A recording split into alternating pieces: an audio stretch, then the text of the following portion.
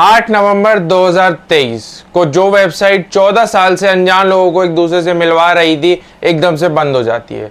हाँ दोस्तों, मैं बात कर रहा हूँ ओमेगल के बारे में। तो जब ओमेगल के फाउंडर से ये चीज पूछी जाती है कि आपने वेबसाइट को शट डाउन क्यों करा, तो वो कहते हैं कि ना तो वो वेबसाइट पे एडवर्टीजमेंट रन करते थे, ना ही वो कोई स्पॉन्सरशिप करते थे। तो उनके पास इतना फंड नहीं था कि वो वेबसाइट को कंटिन्यू कर सके। उसका जो सर्वर था, उसकी मेंटेनेंस कॉस्ट वो नहीं निकाल पा रहे थे। इस वजह से उन्हें वेबसाइट को बंद करना पड़ा। ये बात काफी हद तक ठीक है, काफी हद तक मानी जा सकती है, लेकिन क्या ये पूरा सच है? अगर नहीं, तो क्या है ओमेगल शटडाउन के पीछे का पूरा सच? Directly blames that website for linking their daughter up with this man who they say then lured her to run away from home. I was consistently being forced to do things that a child should not have to do. तो ये कहानी शुरू होती है जनवरी 2019 में, जब am नाम की एक लड़की ओमेगल के ऊपर $22 मिलियन का केस कर देती है। एएम एक एनोनिमस लड़की थी, उसका रियल नाम कभी रिवील नहीं किया गया due to her security reasons, तो हम भी उसे इस वीडियो में एएम नाम से ही कंसिडर करेंगे। जब एएम से पूछा जाता है कि उसने $22 मिलियन का केस क्यों किया ओमेगल के ऊपर, तो वो अपनी पास्ट लाइफ से जुड़ी हुई एक घटना बताती है। वो इतनी डरावनी घटना होती है कि अगर आप उसे सुनोगे तो आपके भी रोंगटे खड़े हो जाएंगे। तो ये घटना शुरू होती है 2014 में, जब एएम सिर्फ 11 साल की एक छोटी सी बच्ची थी। उसे दुनियादारी के बारे में कुछ नहीं पता था। उसकी लाइफ एकदम नॉर्मल चल रही थी, जैसे एक 11 साल की बच्ची की चलनी चाहिए। स्कूल जाती थी, स्कूल से घर आती थी, ट्यूशंस, अपना होमवर्क, गेम्स, फ्रेंड्स, ये जो नॉर्मल बच्चों की जिंदगी होती है, ऐसे नॉर्मल लाइफ उसकी चल रही थी। लेकिन काफी टाइम तक ये नॉर्मल लाइफ सस्टेन नहीं हो पाई। उसके स्कूल फ्रेंड्स उसे बताते हैं ओमेगल के बारे में। तो वो घर आती है जैसे ही, तो वो ओमेगल को सर्च करने लगती है गूगल पे और ओमेगल चलाना स्टार्ट कर देती है। शुरू में उसे ओमेगल अच्छा नहीं लगता ज्यादा, लेकिन धीरे धीरे यूज करते करते उसकी यूज टू हो जाती है। वो रेगुलरली अलग अलग लोगों से, नए नए स्ट्रेंजर्स से बात करती है और उसे स्ट्रेंजर्स से बात करने में काफी मजा आने लग जाता है। तो वो रेगुलरली अनजान लोगों से बात करने लग जाती है। वो सबसे बात कर लेती थी, लेकिन एक दिन उसे ओमेगल पे एक रयान फॉर्डाइस नाम का बंदा मिलता है, जिसके बाद उसकी लाइफ पूरी बदल जाती है। एएम रेयान से ऑलमोस्ट 15 मिनट तक चैट करती है ओमेगल पे, जिसके बाद उसे पता चलता है कि रेयान उससे एज में बहुत ज्यादा बड़ा है। उनका एज डिफरेंस बहुत ज्यादा है, लेकिन उसके बाद भी उसे ऐसा लगता है कि रेयान के पास दुनियादारी की नॉलेज बहुत है, उसे लोगों के बारे में पता है और वो एएम को पर्सनैलिटी डेवलपमेंट में हेल्प कर सकता है। इसी वजह से एएम उससे बात करती है और बात करते करते एएम उसे अपना किक का अकाउंट दे देती है। किक क्या होता है मैं आपको पहले ये बता देता हूँ। किक एक व्हाट्सएप जैसी ऐप है, व्हाट्सएप को ऑल्टरनेटिव बोल सकते हो, जिसे मोस्टली बच्चे यूज करते हैं, क्योंकि इसमें नंबर डालना जरूरी नहीं होता। इसमें आप सिर्फ यूजर नेम डाल के अपनी आईडी बना सकते हो और चैट कर सकते हो। तो किक अकाउंट पे कनेक्ट होने के बाद रायन और एएम एक दूसरे से रेगुलरली बात करने लगते हैं।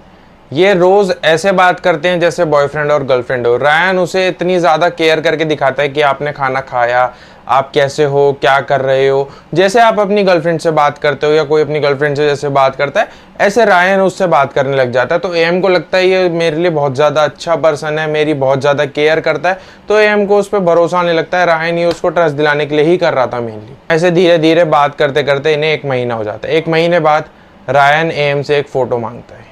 इस टाइम फोटो एकदम नॉर्मल होती है, बस कंडीशन ये होती है कि एएम का फेस क्लियर दिखना चाहिए। तो एएम रायन के प्यार में इतनी ज्यादा पागल हो जाती है इस टाइम कि वो उसे अपना फोटो भेज देती है। इस टाइम तो फोटो नॉर्मल होता है और फोटो से भेज भी देती है। फोटो मिलने के बाद रायन एएम की बहुत ज्यादा तारीफ करता है, जिससे सुन के एएम बहुत ज्यादा खुश हो जाती है। तो एएम को लगता है ये चीजें सेफ हैं, रायन बहुत अच्छा पर्सन है, वो मेरी तारीफ करता है। तो इसके बाद अगले दिन रायन उससे फिर से फोटो मांगता है और वो फिर से भेज देती है एंड सेम चीज होती है, फिर से वो बहुत तारीफ करता है। एएम को ये तारीफें बहुत अच्छी लग रही थी, तो अब एएम उसे बिना मांगे फोटोज भेजना स्टार्ट कर देती है ताकि उसे तारीफ मिले और वो रायन फॉर्डाइस की तरफ और ज्यादा अट्रैक्ट होती जाती है। इतना होने के बाद रायन अब अपनी कंडीशन बढ़ाने लगता है। रायन अब उसे कुछ कुछ एक्टिविटी करते हुए फोटो मांगता है, जैसे photo with your family, photo with your friends, photo while drinking coffee, या कोई भी एक्टिविटी करते हुए उसे फोटोज मांगता है और एएम उसे फोटोज देती रहती है। ऐसे करते करते 1 साल हो जाता है इनको बात करते हुए। लेकिन 1 साल बाद रायन एएम से एक डिमांड करता है, वो उससे उसकी एक न्यूड फोटो मांगता है। तो यार जैसे ही रायन एएम से न्यूड फोटो मांगता है, एएम बिना सोचे समझे उसे अपनी न्यूड भेज देती है, क्योंकि वो बहुत ज्यादा प्यार में पागल हो चुकी थी इस टाइम रायन के। उसे लगता था रायन के सिवा उसका कोई नहीं है और उसने इस चक्कर में अपने घर वालों से बात करना बंद कर दिया था। वो सिर्फ एक अलग दुनिया बना ली थी उसने अपने दिमाग में, जिसमें वो और रायन थे सिर्फ। तो ऐसे रायन को काफ़ी अच्छा लगने लगता है कि वो उसे सारी बात मान रही है, उसकी सारी चीज़ें कर रही है जो वो बोल रहा है।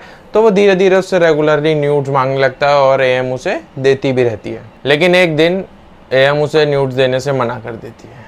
तो रायन जब ये सुनता है कि वो उसे मना करती है तो वो उसे ब्लैकमेल करता है कि अगर तुम मुझे अपनी न्यूड्स नहीं भेजोगी तो मैं जितनी भी मेरे पास अभी तक न्यूड्स है तुम्हारी, मैं तुम्हारे घर वालों को भेज दूंगा, तुम्हारे माँ बाप को दिखा दूंगा सारी चीज़, जिससे डर के एएम अब उसे फिर से न्यूड्स भेजने लगती है रेगुलरली।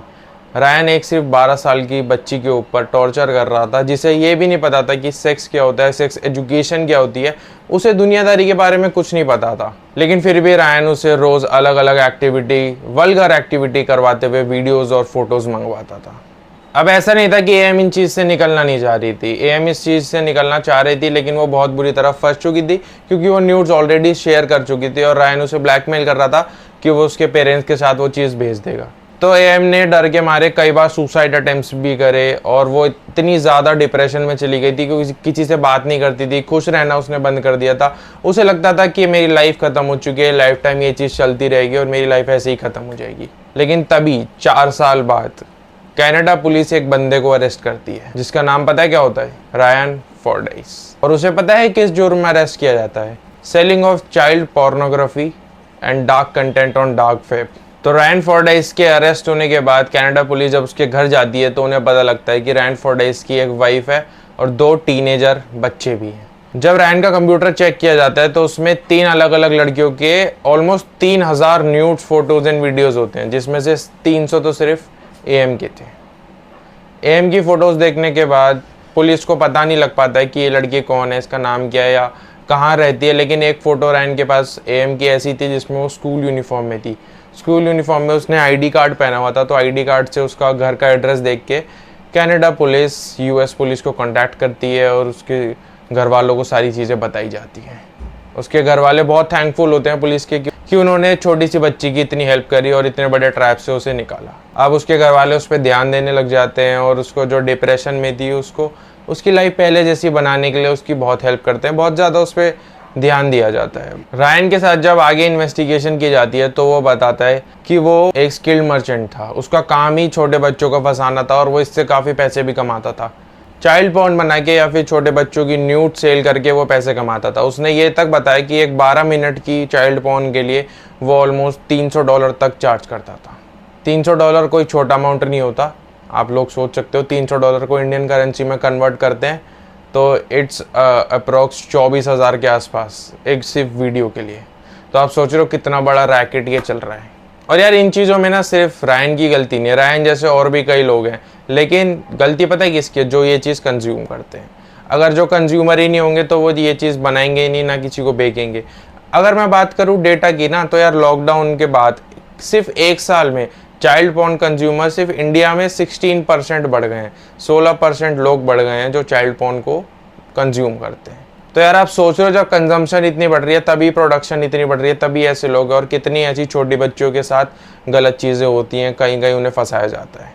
तो यार फाइनली जो एएम ने केस करा था ओमेगल के ऊपर, उसे सेटल करने के लिए एएम ओमेगल को परमानेंटली शट डाउन करने के लिए रिक्वेस्ट करती है, जिस रिक्वेस्ट को पूरा कर दिया जाता है। और ये है एक one of the reason Omegle के बैन होने का। जो मैंने आपको पहले एक रीज़न बताया था, जो उसको ओनर ने बताया, वो भी एक रीज़न है, पर आप ये भी रीज़न को कंसिडर कर सकते हो ओमेगल बैन का। तो ये बस गाइस, वीडियो अच्छी लगी हो तो लाइक कर देना, शेयर कर देना, चैनल को सब्सक्राइब कर देना। मिलते हैं नेक्स्ट वीडियो में। Bye guys.